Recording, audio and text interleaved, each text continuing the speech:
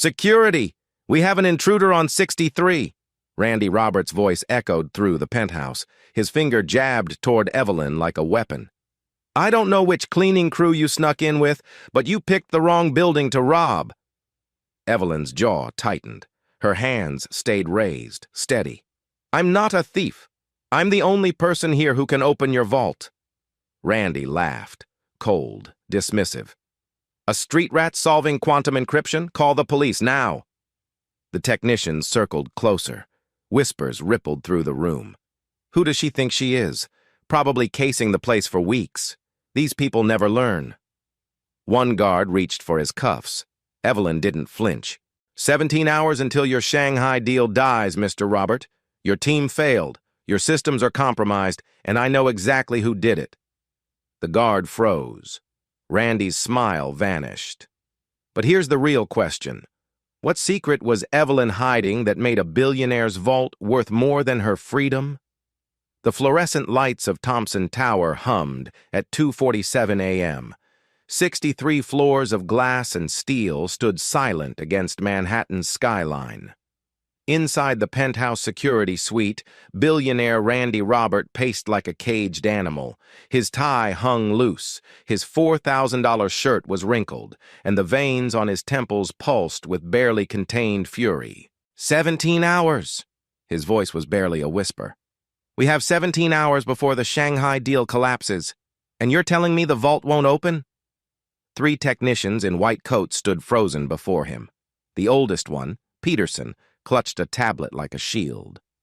Sir, we've tried everything. The authentication protocols are corrupted. If we force it, the self-destruct sequence activates. Randy slammed his palm against the reinforced glass wall. The sound echoed through the empty floor like a gunshot. Behind that vault door sat proof of ownership for 7 patents worth $2.3 billion, documents that had to reach Shanghai by tomorrow's deadline. Documents that would now burn to ash if anyone touched them wrong. What none of them knew was that 20 feet below, crawling through a maintenance shaft meant for fiber optic cables, a young woman was about to change everything. Evelyn Mitchell moved through darkness like she was born in it. Her fingers traced the metal conduit above her head. Her breathing stayed shallow, controlled.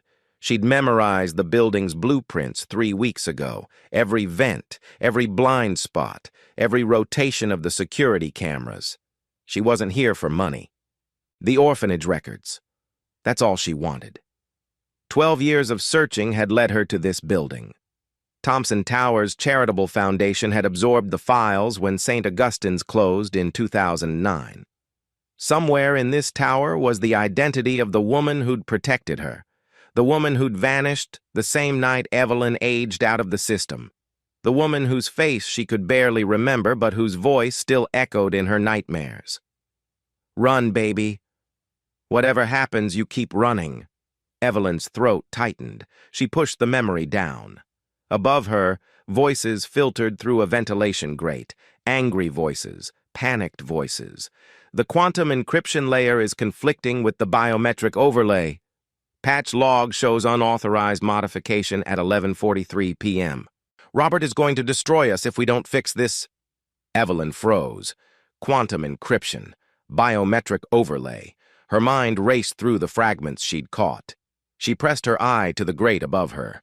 The vault room sprawled beneath harsh white lights. A massive steel door dominated one wall. Its surface gleamed like polished obsidian. And on the digital display beside it, a cascade of alphanumeric characters scrolled in endless loops. Evelyn's blood turned to ice. She knew those characters, not all of them, but the prefix sequence, the timestamp format, the specific way the algorithm nested its verification loops. She'd seen it before. In a corrupted file she'd recovered from a hard drive 3 years ago. A file that should have contained St. Augustine's transfer records. A file that had been deliberately scrambled by someone who knew exactly what they were doing. Her hands trembled against the metal shaft. Coincidence? Impossible. The probability of 2 systems sharing that exact signature was less than 1 in 10 billion. The person who'd locked this vault and the person who'd erased her past used the same code. The grate crashed onto the marble floor. Every head in the room snapped toward the sound. Security guards drew weapons. Technicians stumbled backward. Randy Roberts' eyes went wide, then narrow. A young black woman dropped from the ceiling vent. She landed in a crouch, hands raised. Her dark curls were matted with dust. Her clothes, black tactical gear, were torn at one knee. But her eyes burned with something that made even Randy take a step back. "Don't shoot!" Her voice cut through the chaos like a blade. "I'm not here for your money." Peterson found his voice first. "How did you get past the—" "Your perimeter sensors have a 0.3-second gap during camera rotation cycles." Evelyn rose slowly, keeping her hands visible. "Your motion detectors don't cover the maintenance shafts below floor 47, and your night security team takes their coffee break at 2:30 a.m.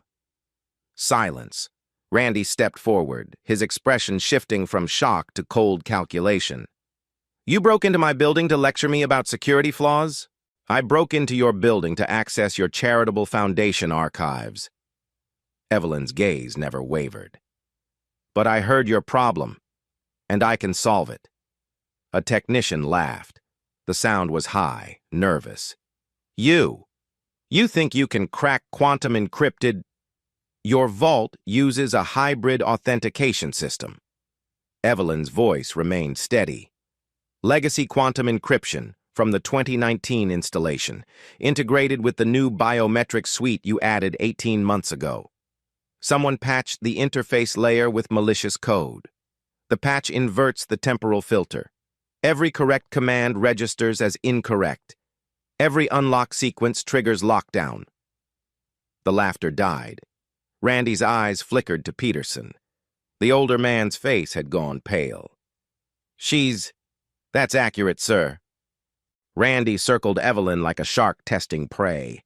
His Italian shoes clicked against the marble. His cologne, something expensive and sharp, hung in the recycled air. "Who are you?" "Nobody important." "Nobody important doesn't know quantum encryption signatures by sight." Evelyn met his gaze. "Nobody important also doesn't have the resources to find what I'm looking for, so here's my offer." She took a breath. The next words would either save her or destroy her. "I open your vault, every document intact. Your Shanghai deal survives." She paused. "In exchange, you give me full access to the St. Augustine Foundation archives, every file, every record, every name." Randy's laugh echoed off the walls. The sound was sharp, mocking. The laugh of a man who'd built an empire by crushing people who dared to negotiate with him. "You're serious? You actually believe you can do what my entire technical team cannot?" "I know I can." "Confidence." Randy leaned closer. "I've broken confident people before." Evelyn didn't flinch. "Then we have nothing to discuss. Enjoy explaining to your Shanghai partners why you lost $2 billion because you were too proud to listen." She turned toward the vent shaft. "Wait." The word hung in the air. Randy's jaw tightened. His pride warred with his desperation, and desperation won. "If you can open that vault," he smiled, a predator's smile, "I'll give you access to every archive in this building and $100 million. Peterson gasped. The security guards exchanged glances. Evelyn turned back. Her expression didn't change. "I don't want your money, Mr. Robert. I just want the truth." She walked toward the vault, toward the code that had haunted her for 3 years, toward answers she'd crossed every line to find. What waited behind that steel door would change more than just Randy Roberts' fortune. If you're already hooked by Evelyn's story, hit subscribe and turn on notifications. Because what happens next will push her to a choice that could cost everything, including the only chance she has to find the woman who saved her life. Evelyn's fingers danced across the diagnostic terminal. Lines of code cascaded down the screen, each one a thread in a web of deliberate sabotage. The vault system was a masterpiece of destruction. Whoever did this knew exactly what they were targeting. Her voice was low, clinical. The patch isn't just blocking access. It's designed to look like a system error. If your team had kept trying standard protocols, the self-destruct would have triggered within the hour. Randy stood behind her, arms crossed. My people are the best in the industry. Your people are good at building systems. Evelyn highlighted a section of corrupted code. The person who wrote this patch is good at destroying them. There's a difference. She pulled up the signature log. The alphanumeric prefix glowed on the screen like a brand. ZAR 7749 Delta. The same prefix, the same timestamp format, the same nested verification loops she'd found in the corrupted St. Augustine file. Her chest tightened. 3 years of searching, 3 years of dead ends. And now here, in a billionaire's vault room, the ghost she'd been chasing had finally left a trail. This signature, she kept her voice steady. Have you ever seen it before? Peterson squinted at the screen. No, it's not in any of our databases. Then someone planted this patch from outside your network. Evelyn's mind raced through the implications. Someone who had physical access to your systems but wasn't supposed to. An inside job? Randy's voice went cold. More than that. Evelyn turned to face him. This signature matches code I've been tracking for 3 years. Code connected to the disappearance of records from St. Augustine's orphanage. Silence. Randy's expression shifted. Calculation, suspicion, and something else. Something almost like recognition. You're not just a hacker, are you? His voice dropped. You're hunting someone. I'm finding someone. Evelyn's hands clenched at her sides. Someone who took everything from me before I was old enough to understand what I'd lost. The vault's display flickered. A countdown appeared in angry red digits.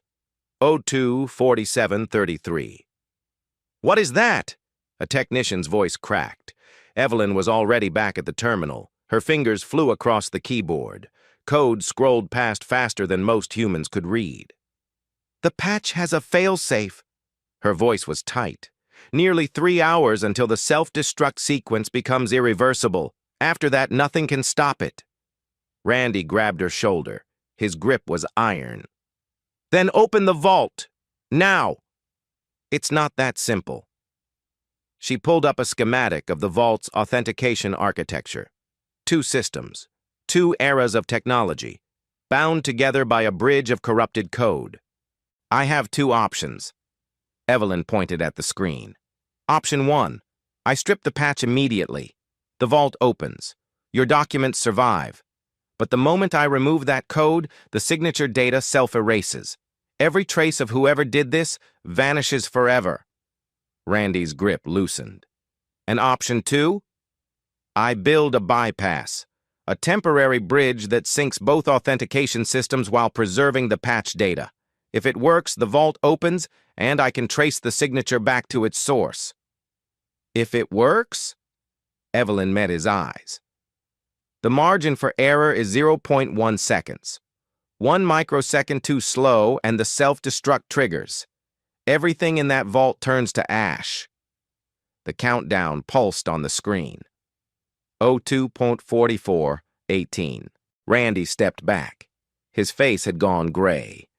You're asking me to gamble $2 billion on a fraction of a second.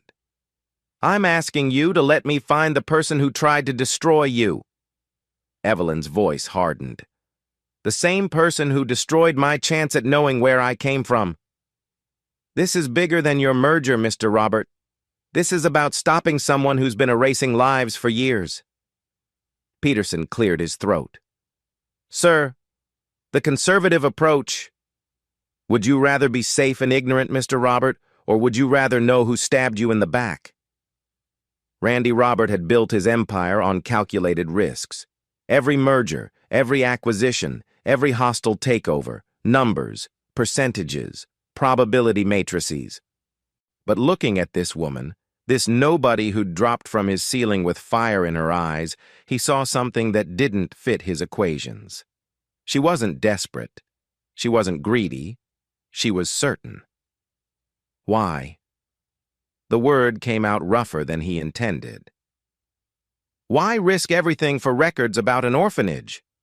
Evelyn's mask cracked. Just for a second. Just enough for him to see the wound beneath. Because someone saved my life when I was 6 years old. A woman at St. Augustine's. She protected me when nobody else would. She kept me alive when others wanted me gone. Her voice dropped to a whisper. And one night she told me to run. And I never saw her again. I don't know if she's alive. I don't know if she's dead. I don't even know her real name. All I have is a corrupted file and a code signature that keeps appearing everywhere her memory should be. She gestured at the vault. Whoever locked your systems is connected to whoever erased her. I can feel it. And if I strip this patch without tracing it, I lose my only lead.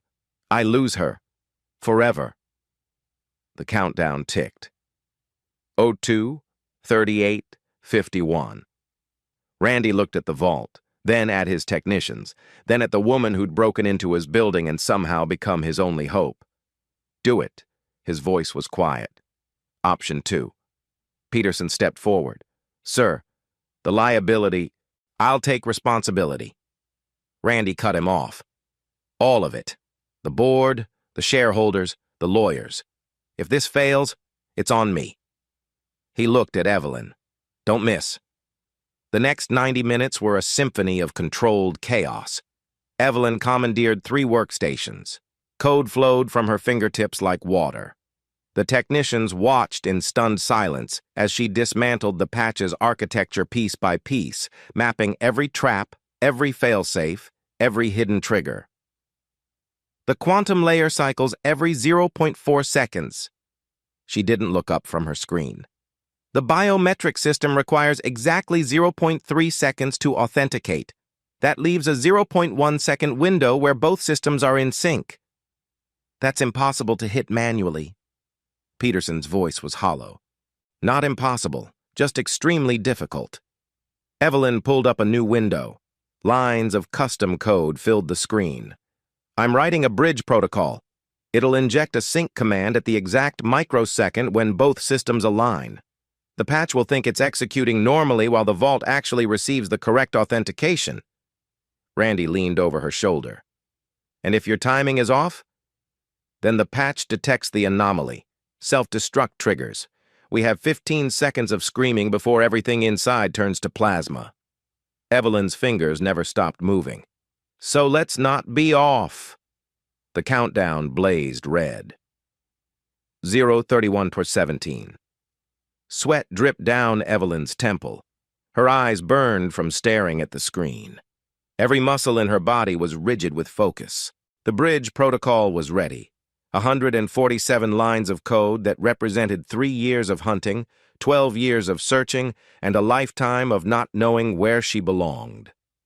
It's done. Her voice came out hoarse. I need you at the biometric scanner, Mr. Robert. When I give the signal, you press your palm against the reader. Not before, not after. Exactly when I say. Randy moved to the vault. His hand hovered over the scanner. How will I know? I'll say now. That's it. Just now. And you press. Peterson stepped back, pulling the other technicians with him. The security guards retreated to the walls. The room felt like a held breath. 0:12:44. Evelyn's fingers positioned over the execute key. The code scrolled. The system cycled. The quantum encryption pulsed in its eternal rhythm, oblivious to the virus eating at its core. She watched the timing monitors. 2 waves of data, rising and falling, almost but never quite aligned. Almost. Almost. 00:08:33. Steady, Mr. Robert. Her voice was barely audible. Almost. The waves crept closer. The cycles began to sync. The 0.4 second window approached. 00:05:21. Get ready. Randy's hand trembled above the scanner. His breath fogged the cold steel. The waves aligned. Now! The world compressed into a single heartbeat. Evelyn's finger slammed the execute key. Randy's palm pressed against the scanner. The bridge protocol fired. For 0.4 seconds, quantum encryption and biometric authentication existed in perfect harmony. For 0.4 seconds, the patch saw exactly what it expected to see. For 0.4 seconds, the vault believed it was receiving an invalid command. And in that window, that impossible microscopic window, the bridge slipped through. The vault's display flickered. Red became yellow. Yellow became green. A hydraulic hiss filled the room. The 20-ton steel door began to swing open. Nobody moved. Nobody breathed. The door completed its arc. Inside, rows of sealed containers sat in climate-controlled darkness. Documents, contracts, patents, $2 billion of paper that had almost become smoke. It worked. Peterson's voice broke the silence. Dear God, it actually worked. But Evelyn wasn't looking at the vault. Her eyes were fixed on her screen, where the preserved patch data was already being processed. The signature trace was compiling. Source addresses, access logs, network pathways. And there it was, a name. David Mercer. Evelyn's voice was flat. Head of your data security division. He installed the patch from his personal workstation at 11:43 p.m. last night. Randy went still. Mercer's been with me for 8 years. Mercer's been selling your proprietary data to Harrington Industries for 3. Evelyn pulled up the trace logs. The same shell company that acquired St. Augustine's digital archives in 2012? The same company that's been systematically erasing records of children who aged out of the system. The implications crashed through the room like a wave. He wasn't just sabotaging your vault. Evelyn turned to face Randy. He was covering tracks. Years of tracks. Whatever's in those Foundation archives, he didn't want anyone to find it, including you. Randy's face transformed. The calculating businessman vanished. In his place stood something older, something colder. Where is he now? Left the building at midnight. Probably assumed he'd be across state lines before anyone realized the vault wouldn't open. Evelyn paused. But his network signature is still active. He's watching, waiting to see if his plan worked. She pulled up a final window. I can lock him out, freeze his access. But if you want to catch him, really catch him, you need to move in the next 20 minutes. Randy was already reaching for his phone. Dawn broke over Manhattan in shades of gold and rose. David Mercer sat handcuffed in a federal holding cell, his perfectly groomed hair disheveled, his designer suit wrinkled from the arrest. The FBI had found encrypted drives in his apartment. Drives containing 8 years of stolen data, client lists, security protocols, and most damaging of all, records of payments from Harrington Industries. But that wasn't what made headlines. The drives also contained fragments of a database, names of children, dates of transfer, locations where records had been lost or corrupted. A systematic effort to erase the histories of dozens of orphans who'd aged out of various institutions across the eastern seaboard.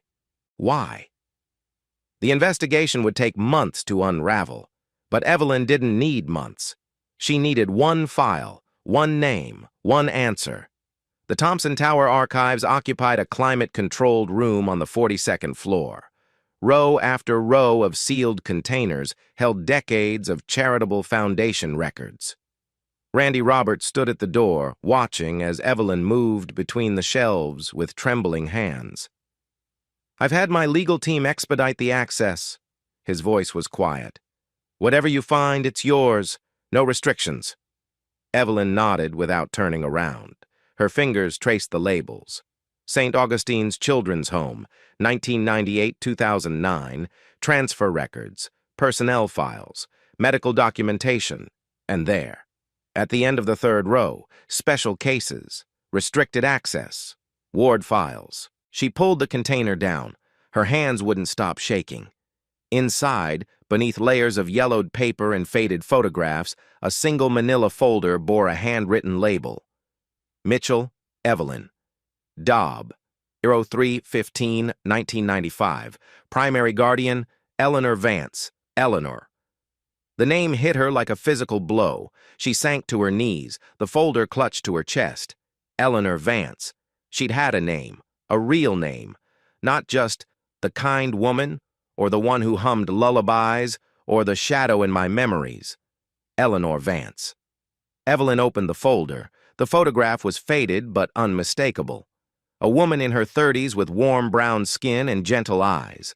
She stood in front of St. Augustine's main building, one hand resting on the shoulder of a small girl with wild curls and a gap-toothed smile. Evelyn at 6 years old. Before the running, before the fear. Before the night everything changed. The attached documents told a story that Evelyn had spent her whole life trying to piece together. Eleanor Vance had been a counselor at St. Augustine's from 1997 to 2009.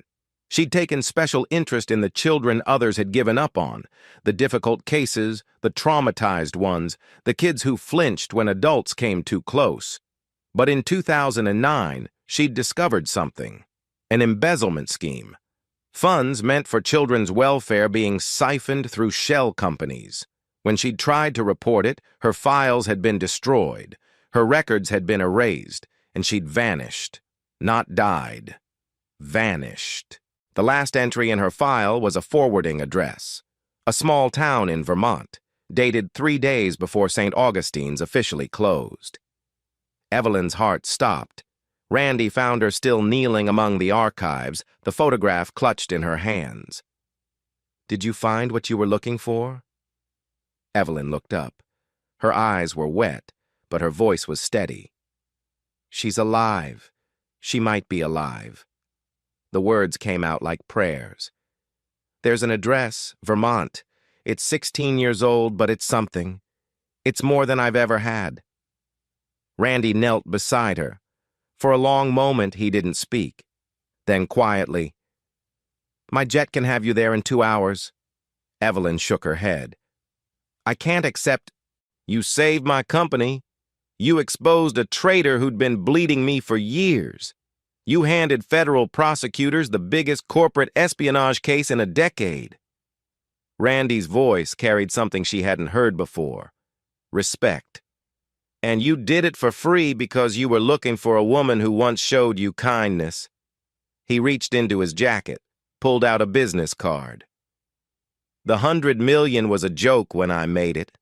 A rich man's amusement at someone he thought was wasting his time." He pressed the card into her hand. "It's not a joke anymore. Whatever you need, money, resources, legal support, you call that number, day or night, for as long as it takes." Evelyn stared at the card. Randy Roberts' personal line, a number that probably only 20 people in the world possessed. "I don't want charity." "It's not charity." Randy stood. "It's investment. In someone who does the right thing even when it costs her everything." He walked toward the door, then paused. "The children whose records Mercer erased. The ones who aged out and disappeared into the system. Whatever you find in Vermont, I want to know. Because if Eleanor Vance was trying to expose the same people who erased those kids, then her fight isn't over." His eyes met hers. "And neither is yours." 3 days later, Evelyn stood on a gravel road in rural Vermont. The farmhouse was small, white paint peeling at the corners, a vegetable garden overgrown with late-season tomatoes, wind chimes on the porch singing in the autumn breeze. She'd driven all night, hadn't slept, couldn't sleep. Every mile brought her closer to an answer she'd been chasing since childhood. What if Eleanor was dead? What if she'd moved years ago? What if Evelyn knocked on that door and found only strangers? But what if she didn't? The porch steps creaked under her weight. Her hand rose to knock. The door opened before she could. And there she was, older now, gray threading through her hair, lines around her eyes that hadn't been there in the photograph, but the same warm brown skin, the same gentle gaze. Eleanor Vance stared at the young woman on her porch. Her hand flew to her mouth. "Evelyn?" The word was barely a breath. "Baby, is that you?" The years collapsed. The fear dissolved. The little girl who'd been told to run finally stopped running. Evelyn fell into Eleanor's arms, and for the first time in 16 years, she was home. But some endings are also beginnings. In a federal database, 47 other names waited. Children whose histories had been erased. Adults now scattered across the country, carrying the same void Evelyn had carried. Randy Robert had made a promise: resources, support, whatever it took. Eleanor Vance had spent 16 years in hiding, protecting information that powerful people wanted buried. And Evelyn Mitchell had finally found the piece of herself that had been missing. Now she had a choice: walk away, build a life, let the past stay in the past, or become the person Eleanor had always believed she could be. The one who didn't just survive, the one who fought back. The wind chimes sang their gentle song, and Evelyn Mitchell began to plan. Every story has a turning point, a moment when someone decides to fight for what matters. If this one moved you, if you felt that moment when Evelyn chose truth over safety, then you know why we tell these stories. Subscribe for more, because the next chapter, it's going to change everything.